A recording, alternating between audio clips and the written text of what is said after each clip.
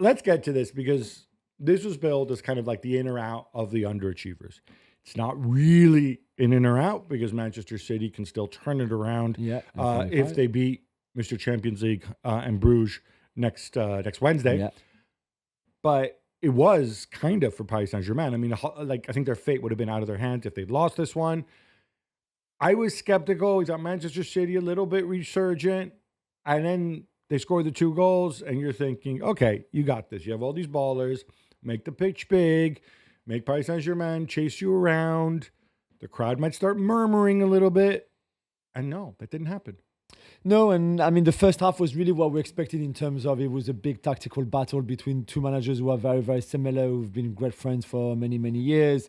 So you kind of expected the compactness of the lines and not much space and the pressing and just cancelling each other, really, which is what we had. But you also knew at halftime that it would not stay 0-0 for the whole of the second half because I don't think those kind of teams who are super attacking by essence can keep a 0-0 draw like this. So it was always going to be better, I guess, and more spectacular in the second half. Although it looked to me in the first half, though, Paris Saint-Germain had the better chances. Yeah, they were the better team. On the front. They were the better Fabian team. Ruiz was saved on the line. Well, Savinho has a good one too. But yeah, you're right, Joe Neves could have done better with his header.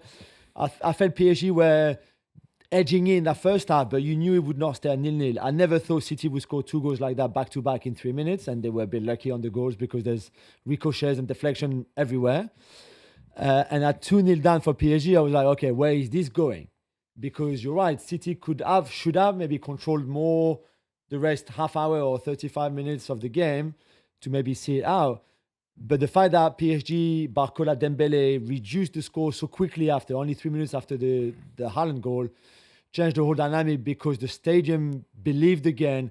And then it felt as soon as Dembele scored to make it 2-1 or 1-2, it felt like this is it. There was no way City could keep that pressure from PSG that was coming because you could feel it coming. And to be fair, all the substitutions from Guardiola just didn't work out. And all the ones from Luis Enrique really worked out. And in the end, the team that was the best overall, and even Guardiola said himself, won. Well, we didn't see Dembele at the weekend, and I thought, okay, he's keeping him fresh. And then he's not in my starting lineup, but I think, oh my God, is he in the naughty step again? Why is Lucho so pig-headed? And said supposedly he was ill. That's why he was on the bench. Yeah, he missed last 2 games through illness. And he was not, I think he lost quite a lot of weight and was not ready to start and play 90 minutes, for example. Yeah, but he made enough of a difference, I think, when he did play. Yeah, definitely. I just want to make a point here, and I love, as you know, I am a natural contrarian. I guarantee you that if, let's say, Paris Saint-Germain had pulled one back and City had ended up winning 2-1, we'd all be talking about, experience really matters, been there, done that, winning mentality, blah, blah, blah. You know, the equivalent of the you don't win anything with kids. Yeah. And that's complete nonsense. It depends on the situation because this Paris Saint-Germain, I mean, I'm guessing the second most experienced player on this Paris Saint-Germain team is Gigio Donnarumma. Yeah, he's 25. After Marquinhos. So I think if you have a strong coach who's able to give a real identity and have players who follow his instructions, you can get kids to do that. Sometimes kids will execute better than older players. Yeah, I mean, and it also felt like they were looking for that kind of performance in the second half, pretty much all season, of that perfection almost, because he was after the Haaland goal between 53rd and 94th, it was almost perfect. Literally everything. Like City could not do 3 passes together. They could not get hold of the ball. They could not recover the ball either. It was just outstanding from a PSG point of view. Everything that Luis Enrique loves was there in that second half. Jules, when I saw the City lineup, it looked to me, and I go back to the experience, but also the individual quality point when I saw Bernardo Silva in there.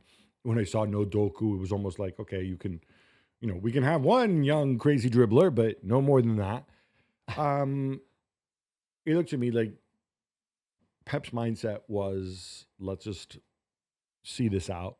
2 results out of 3 suit us, frankly. Yeah. And I was struck, actually. I know the focus is going to be on Desiree Doué and of course, my man Speedy Barcola. By the way, no more hating on Best game in the Barcola. Champions League, yeah. No more hating on Barcola when you do stuff like that. He had 1 goal in 16 games before that. Because he was saving himself for the games that mattered. That's true. But I think that Paris Saint-Germain midfield, when you consider how young they are, because he's still 19, right? Joe Gomez? 20. 20, all right, but just Joe turned, Neves, right? yeah. And obviously Zaire Emery is still a teenager, right? Yeah, he only played for the last 20 minutes, but yeah. But yeah, again, well, other than Fabian Ruiz, but I'm saying is like in the last 20 even minutes Vitinha. when you expected the comeback to start, right? Yeah. I thought the way Lucho regenerated Fabian Ruiz, because Fabian Ruiz's career has been a total up and down roller coaster. Yeah. But that midfield have more than held their own against these other people. And I think that's where, even in the first half, it felt to me like City could not get the ball off them. And they allowed themselves to be pushed back in a way that I've rarely seen. Yeah, I mean, I didn't expect them to collapse the way they did, really, when they were 2-0 up. It was sad in a way to see them being that bad and that. Yeah, I'm sure you're very sad. No, but in the sense that this is a team that was such a great team not that long ago. And now to see them completely outplayed by a really good PSG team, because they were really outstanding in the second half, but they're a young team. There's no superstars in that team. There's not a De Bruyne. There's not a Foden. There's not a Haaland. And yeah, they've got other qualities. I'm not dissing Barcola or Dembele or Joe Neves or Vitinha. And certainly not Marquinhos. Or Marquinhos, but they're just that different. But to see City being that bad, it was just like, wow, man, what is going on here? And when the weather was horrendous, it rained and rain. And we said before the game, there will be a point towards the end of the game where the conditions will make it difficult. And physically, the team that can finish the game the strongest in terms of energy, in terms of legs, in terms of all of that, will play a big part in this game. And we also know that City have lost that intensity. But I still never thought, Gabby, because Guardiola said after the game, and Bernardo Silva spoke on French television and said they were more aggressive than us, more intense than us, they ran more than us, they won more draw than us, everything. And I can understand that maybe it was not your night, but the running and the putting the effort, if you're the City players, it's not acceptable that you don't put that shift in, you know? And because that's not where they lost the game, of course. But still, I was like, why is this so pedestrian? You're 2-0 up. And yet, like... Yeah. And there's a part of me that says, okay, well, obviously City play in a much tougher league. They've had a tougher time and stuff. But I go back to this past weekend. City had that walkover over Ipswich where it was over by halftime. And yeah, Paris Saint-Germain rotated. And we know that they take their foot off the gas in Ligue 1. And that's fine. It happens, right? They're 9 points clear for a reason. But I think you're right. That kind of collapse in the intensity and in the physicality for a team that has a lot of really good athletes. As we've seen the evolution of Pep over the years, I think he's prized athleticism together with technical ability, of course, but he's prized that more than in the past. Yeah. Pep would probably say about himself that he would not get into his teams because he's not athletic enough, right? In fact, he has made that exact same joke.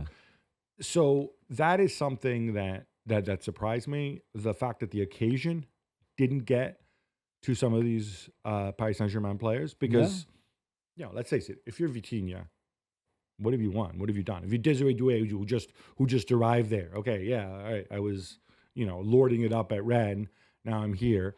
Or Lee Kang-in or whatever. These are expensive players. And let's be clear. Paris Saint-Germain still spend a ton of money on hoovering up a lot of the best talent. But these guys are not people who've been there, done that, right? This is not the previous Paris Saint-Germain. And to be able to physically outlast them in that way, not have the occasion get to them, play in their half, I think it's a credit to Lucho. I have no issue criticizing Lucho when he does weird things, and he often does. And sometimes they work, sometimes they don't. Yeah. This was perfect preparation. Yeah, perfect plan, perfectly executed, really. And a lot was made of the possession, and City only having 37% of the ball, which is only the second lowest in Guardiola's era. The first one was against Barcelona in 2016 or 17, I can't remember. But the reason why City didn't have more of the ball, or one, they could not keep the ball when they had it too much, because PSG's pressing and counter-pressing was very efficient. But maybe more importantly, or maybe more roaringly for City, their pressing was not good enough. So they could not recover the ball. So they chased the ball. They ran after the ball, could not get the ball back. early enough, often enough, and that's why their possession percentage is so low as well. And Guardiola said something really interesting after the game, I thought, and he was quite honest, and I guess so he should be. He said we didn't defend well when we had the 2-goal lead, and he said because we didn't have the ball enough. And to defend well, you need the ball, and he's absolutely right. To control the game, you need the ball. If you keep running after the ball, trying to get the ball back, chasing it, and the other team, especially a team like that, like this PSG team who is young and inexperienced and everything, that has flaws, of course they have. But there's one thing that they're good at is moving that ball. That they can do. And yes, sometimes they lack a bit of cutting edge around the box. They may be a little bit toothless at times, especially when they play with the false nine. But they can move the ball really well. And that was City's worst nightmare in the second half. They just could not come near them. And then Zaire Emery comes on and has a big impact. Joe Neves never stopped running. And all of that, in the end, PSG could have scored 6 goals in that second half, easily. There's the crossbar from Dembele. There's the goal that is disallowed for offside in that second half as well. They had a couple of like really good opportunity in the box. City were lucky just to lose 4-2, by the way. Yeah, this was unside. Again, my memory goes back. I'm sure there have been other big defeats for City during this horrendous run that they've had, and maybe even before that. But this, in some way, I think to me, it feels worse. And it feels like a lot of the stuff that he tried also just backfired. I mean, two things I want to bring. One is Grealish, obviously big part in both goals. Yeah. But equally, if your goal is to have more possession, do you really think the Grealish shtick of him getting the ball, waddling, and then getting fouled and winning a free kick and stuff like that, is this really what you need in this game? That really surprised me. Yeah, I mean, I guess he controls the tempo more than Savinho, who's just like, give me the ball and I'm run forwards. Grealish is more of a controller of the tempo of a game. This is what Guardiola... But he's 0-0 when he came on, though. Yeah, but that's what Guardiola loves anyway. So maybe Guardiola felt, even if he was a very tactical first half, that at times he was a little bit too open on the Savinho side. And that with Jack, and that's how he transformed him into this like control player, which I guess some teams need. So I don't know. I thought that was a bit strange of a change. The worst for me, though, is the one that I would also really, really question. Which one? Ruben Diaz. Yeah. We don't know if it's tactical or because of an injury. And nobody thought to ask. No, I don't think so. But you know, the worst is because I think it's pretty known that you never make a defensive substitution when you have a corner against you or a wide free kick against you. And for Guardiola to bring on Stones just before the free kick that gives PSG that third goal, the Joao Neves goal. And I'm not saying that Stones is guilty for that goal, but the fact that Joao Neves is on his own, and I know he's tiny, so maybe they didn't see him, but the fact that he's on his own like that at the far post, and Guardiola to make that substitution at the worst moment that he could for a manager like him, showed to me or says to me that he was lost himself, Pep, not knowing what to do. This is the 9th game, Gab, this season where they had the lead and they end up not winning the game. Yeah, and I think like the 4th time in the Champions League alone, because it happened against Feyenoord, it happened against Sporting. Against Sporting, they were in the lead. Yeah. And then the 4th game would have been. I saw the graphic last night on television. Yeah. So I'm sure it's right. It's just incredible. That's 4 out of 7. Yeah, that is pretty incredible. Okay, I think, and I'm assuming you think, that despite Mr. Champions League, they'll be okay against Bruges. They should be. But overall, this run of 7, we said this before, they're facing virtually the top 6 in the Premier League, or a lot of teams from the top 6. Yeah. You know, over this next 5 weeks or so. I think the only game that on paper is really straightforward is Leyton Orient, although that's away in the cup. You never know. Magic of the cup, magic of the FA Cup. Exactly. What happens if they don't come out? Let's leave the charges to one side, but because that's not going to be resolved, we think, until ultimately after the appeal in the new season. If they don't come out the other side, I mean, they've had this what looked like a good run of results. Yeah. If they come out the other side and they're, Conference League or below at the end of the season, do you think Pep comes back? It's a good question. I mean, if you committed your future like he did to this club until 2026, it's one more season. Yeah, I think you still come back unless he feels like he's the problem or he's heavily part of the problem. He said already that he made a mistake, and I think he covered the club, but he said I made a mistake by not renewing the squad last summer, and I should have done. I think it was not just his decision. I think the club were very happy to continue with this squad of players, which was a mistake. Now they're kind of like trying to make up for it by signing Kusanov and spending 200 million, and they might not even be in the Champions League come February next month. But they're not spending on instant impact players, except for Omar Marmoush, who we'll talk about in a second. That seems like a corrective. These but other you still- guys, true, but you still spend 200 million now on Kusanov and Vitores and maybe Cambiaso and Marmoush, and it feels like wow, okay, that's a lot of money spent. and you assume, I would hope that, even though Hugo Viana doesn't take over till next season, I would hope that he signed off on this. I would hope that he you has think a so. little list of managers for, Ready, I guess so. Yeah, and that these people fit that. yeah, you would think so. I- It's really it's such a strange season for them. Really strange season for them.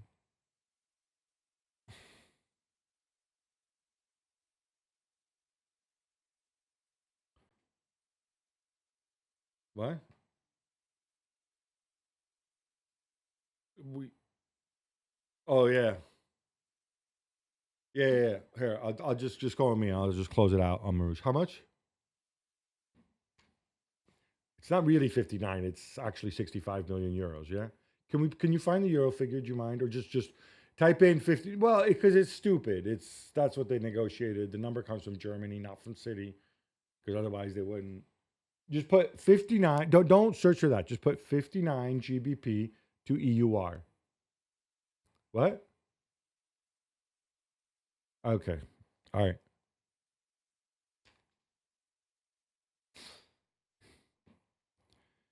And Joe, just before we wrap this, on Marmouche, obviously this has been telegraphed. It's a long time coming. There's two things I think to look at. One is a fee, which is reported 70 million euros. Now, I'm pretty sure that number comes from Germany rather than from City. Yeah. And I'll explain why in a second. But first, where does he fit? Our skepticism has to do with the fact that he plays in the front two. Yeah. Well, skepticism comes from the fact that he's 25. This is by far his best season. Yeah. We had a phenomenal one-season wonder last year in the Bundesliga in Girassi. Yeah. Is this kind of the next Yeah. Girassi? But I suppose you can play wide, right? Hey, look, fast. Yeah, he's play, played run wide it. before. He's done it before, and presumably in the front three. But it feels a little odd, right? Yeah, maybe. I guess he might be a bit like your Julian Alvarez again, in the sense that you can play him behind Haaland and in the front two when you want to, or when KDB is injured, or if you play Foden wide, that kind of stuff. He can play as a lone striker, and you rest Haaland, and you've been a big advocate of like Haaland can't play every minute of every single game. It's not possible. Although I don't think Marmoush really has, especially in the Premier League and the kind of games that City have and play, because he won't have much space to run into, and that's really where he's also very good at, and that's what Germany and Frankfurt especially kind of suits him, because he has a lot of freedom to run and a lot of space to run into, which won't be the case. But I guess he can play as a lone striker, maybe not as well as Alvarez used to, but he can. And then wide is another option, because I think he will be quite disciplined. He works hard. He runs a lot. He could potentially be a good wide player, maybe not as efficient as when playing centrally, but still doing a decent job there. So they saw versatility, they saw the edge, the potential, and I guess the momentum also, because the momentum that he's been so far this season, you think that he keeps that kind of confidence and rhythm going into the second half of the season, even for a different club in a different league. That's, I guess, what they're hoping, but it feels like a lot of money still. It feels like a lot of money. It's Alvarez money for a guy who is a couple years younger than Alvarez, a couple years older than Alvarez, rather. I'm not a big Julian Alvarez guy, although he was ridiculously good and showed many facets to him. But there's no question, Alvarez is a much better rounded player. Marmoush may be faster. Alvarez is stronger. He's a better passer. Yeah. He had time to bet in at Manchester City, which I'm not sure Marmoush is going to have. That's true. And if you use him in wide positions, because this is the part I don't get, right? You have him behind Haaland when De Bruyne is not there. You don't want Foden central. First of all, if De Bruyne is not there, I think you always want Foden central. I don't get it. But if you want him to be like, oh, he's going to be our quick transition winger, you really have two other dudes who do that in Savinho and Doku, right? Yeah. Not to mention Oscar Bob will be back at some point. So that part seems a little curious to me. The other thing is on the fee. You remember like Jan Fjortoft, former Eintracht legend, he like tweeted out like Eintracht will definitely not accept less than 80 million, blah, blah, blah, because they want to make the Champions League and yada, yada, yada. Okay, fine. And we kind of like laughed at him. It's a negotiating point. And I thought, okay, at 50 million, this deal, like 50 million plus bonuses, the deal gets done. So my guess is that 70 million, that number comes from Germany. There've got to be bonuses involved. If City really spent 70 million euros in this transfer window, in this current climate on Omar Marmoush, maybe he'll prove me wrong, but on paper, it seems like one of the weirdest, silliest ways of spending your money. Is he weirder than the 38 plus 10 for Kusanov, who has never played in Europe and has played 30 games? I think the difference is flight. Kusanov is 20 years old, right? Yeah. And you don't have that. You've only got 18 months to look at, and if it becomes good, you have him for 15 years. Maybe that's 50 million for 20-year-olds. Yeah, with 30 games in France. Also, you could still have Victor Osimhen for that kind of money. I mean, I'm just saying, right? Imagine an Osimhen Holland front line would be a bit different, but I mean, I don't see how teams would defend that, right? Yeah. But hey, that's above our pay grade. Certainly curious, certainly rolling of the dice. I would love to know, just from a club perspective, who is making the decisions, given that your director of football is leaving, your new director of football still working for another club. Yeah. Your coach has 1 year left on his contract and has obviously, when he's become sad, has obviously walked out on deals before. Yeah. So curious times at Manchester City.